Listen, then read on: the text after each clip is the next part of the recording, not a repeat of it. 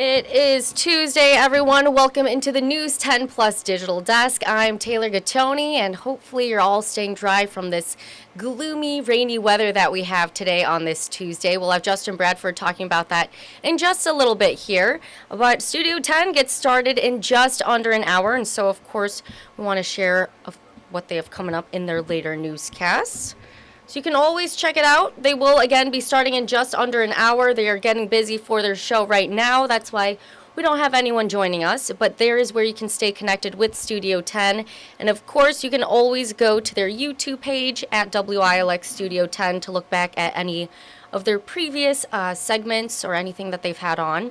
I know they've had things on for Hispanic Heritage Month, celebrating all of that. They brought on some singers, artists that you can preview throughout the community, and Hispanic Heritage Month started September 15th, and it goes for another couple of weeks until October 15th. So you can go back and check that out. Or if you want to see how you can get ready for fall, go check that out on their YouTube page as well. Always great stuff from Studio 10 and just seeing what you can do in and around our community. So much more happening.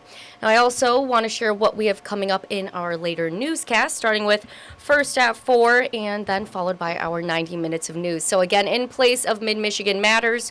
Oh, and that was not fully filled out right there. So let me get back to that in just a second. We'll switch it to Justin right now so we can share what we have coming up for the rest of the week. And we are in the fall season officially, so that's why we're getting kind of more of this gloomy weather. Very fitting for the fall. But there might be a little comeback for the summer temperatures in the rest of our week, so we're going to have Justin talk about that. Well, it's been a bit of a gloomy pattern across mid-Michigan here, the last couple of days, and we're going to continue with that through the middle of this week. The look outside at I-496 on that Meridian Company Skycam network shows the clouds holding on.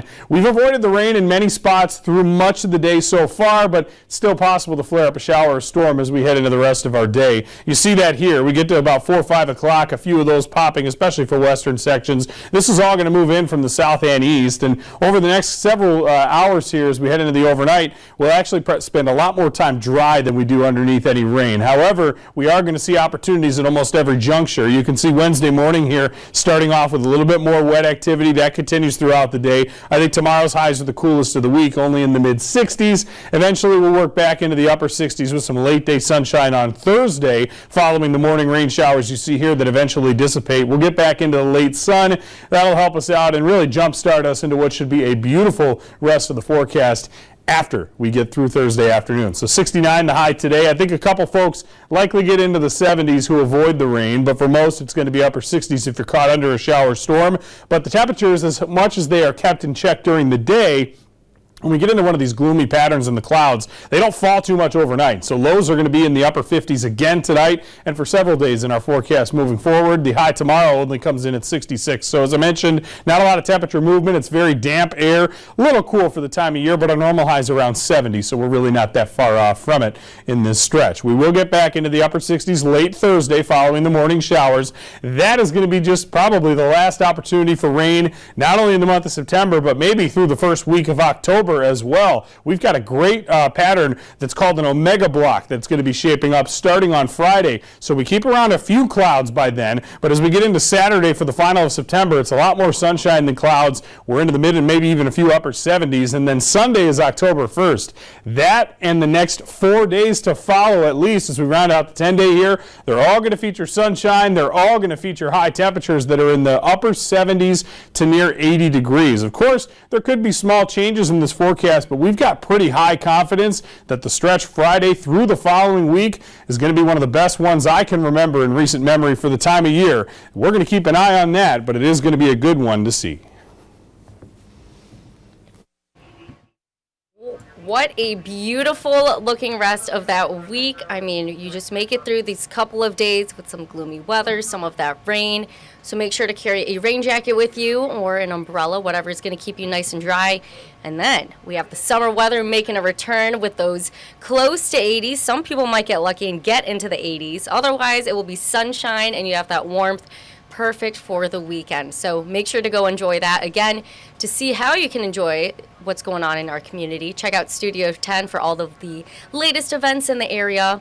and so much more fun. Today is Take Me Home Tuesday on this Tuesday, so you can bet they're going to bring on a very cute animal, and we'll have to see what kind of animal. They've brought on cats, dogs, rabbits, guinea pigs. They brought in a hedgehog one time, so you'll have to keep your eyes open on Studio 10 coming up at 3 o'clock today to see what animal they bring in, and maybe you might just adopt one. So there you go. Well, now we'll see what's coming up during First at 4 and our 90 minutes of news. So starting with First at 4, talking about DACA and immigration. This is part of our Listening to America segment this week. And so really talking more about the details you need to know and following the latest with immigration. Coming up, News 10 at 5, Riley Connell has been in Wayne County all day today as President Joe Biden is in Michigan to join striking UAW workers. We've been previewing this on all of our newscasts this week. And even beginning last week, we started doing that. So really big news today. Biden is in Michigan with those UAW strikers. Coming up at News 10 at 5:30, Maya Kuznicki tells us or talks to local business owners about how the strike is impacting them in their hours.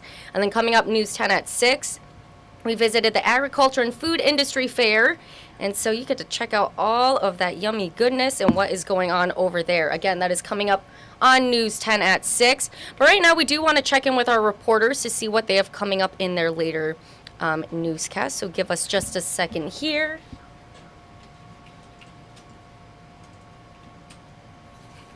I had to move something over, so just give me a little second. But before we do that, now that we have some time, I can tell you something that we're doing all year long here on News 10. It is the You're Not Alone Mental Health series. So if you go to the right side of your screen, you're going to see that QR code. Scan that code for any resources in our community. I'm talking Clinton County, Ionia, Eaton, Ingham County, Shiawassee, Lenawee, Jackson. Go scan that QR code for many of the resources in our community, whether it's you who might need help or someone else out in the community. Maybe even if they're a stranger, you can pass those resources on to them and know that you are not alone. Now, again, I did say our reporters are out in the field, so we're going to listen to them right now. I'm Erin Bowling, and today I'm at the Jackson County Animal Shelter because this sweet girl was thrown over their fence this morning along with her brother. Jackson County Animal Shelter is asking for the public's help to find the truck that was on their security footage. I'll have this story on News 10 at 5.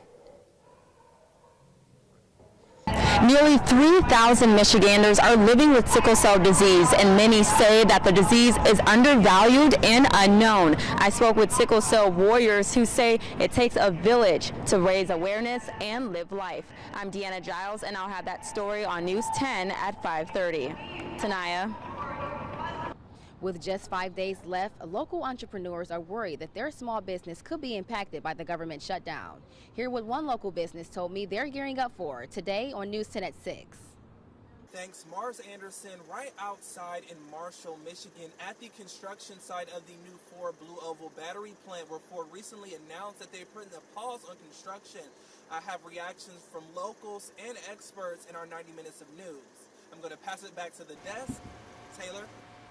All right. Thank you guys for sharing what you have coming up in our later newscast. We do have Justin Kent here sharing what he has coming up in our 90 minutes of news, and then we'll retouch on that whole You're Not Alone mental health series. But Justin, you're doing something a little bit with mental health today. Yeah, it was a really cool mental health day at Eastern High School. It's there in Lansing. They had the Pro Football Hall of Fame, a couple of people. Steve Hutchinson, he's a offensive lineman with the Minnesota Vikings and the Seattle Seahawks. Hall of Fame guys coming in, and they're talking to the students about their mental health and steps that they can take moving forward. It's a pretty cool experience, honestly. So they're able to kind of take their own personal experiences, and they're sharing that with these kids? Yes. One of a former NCAA women's basketball player, Iman McFarland, she played with UNC. She told the kids that one of the things that she loves to do is live by this stay fly philosophy. All right. And FLY stands for Forever Love Yourself. Oh. So it was really cool. She just gave a lot of these really heartwarming messages, and the kids they got into little breakout sessions, talked about the struggles that they go through on a weekly basis. So it was a very fun day. We'll have more on that story coming up right for our 6 o'clock news. All right, News 10 at 6. And I feel like whenever you're put into those group settings, especially as a child, you kind of have this fear to express your feelings. So that's really cool that these Hall of Famers and idols for these children, and many people like us too, right?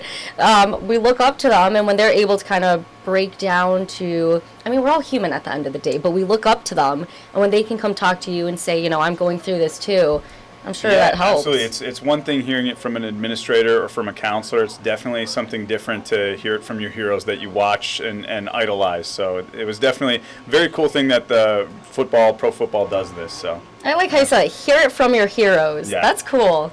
All right, that was a good little thing right there. All right, News 10 at 6. we'll have it coming up at 6, yep. All right, thank you, Justin. Keep working hard on that. That's a great story right there. And one more time with the whole mental health topic, we're going to one more time bring up the You're Not Alone mental health series. Again, all year long here on News 10, this is what we will be doing, and you can look forward to that about once a month here. We'll have different resources and different stories from the community. In fact, Ann Emmerich was able to talk to this father of a 15-year-old. His son died by suicide, and so Eli's project, what they're trying to do is take care of other members in the community and knowing that you're not alone. There are resources out there and people who care for you. So you're not alone. Pass on these resources for anyone who may need it.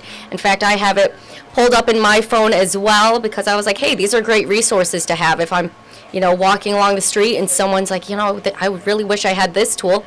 Well, there you go. You can pull it right up and show them all of the resources throughout our mid-Michigan community. So great tool to have right there.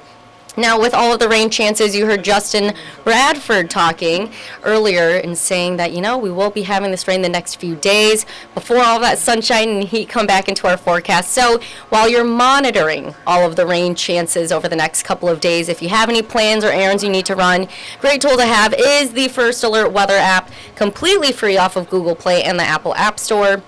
You get notifications. You can do the Follow Me feature to have it more accurate towards your location. You can also get traffic alerts on there. So I know earlier we had a little traffic alert that Justin pointed out during News 10 today at 11.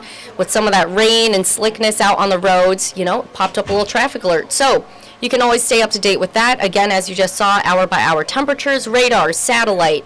You get the video updates from our meteorologists, and one more time, completely free off of Google Play and the Apple App Store. So make sure you go download the First Alert Weather app. Until then, everyone, I hope you have a great rest of your Tuesday. Stay dry out there and safe out there with all of the rain on the ground. And again, have a great rest of your day.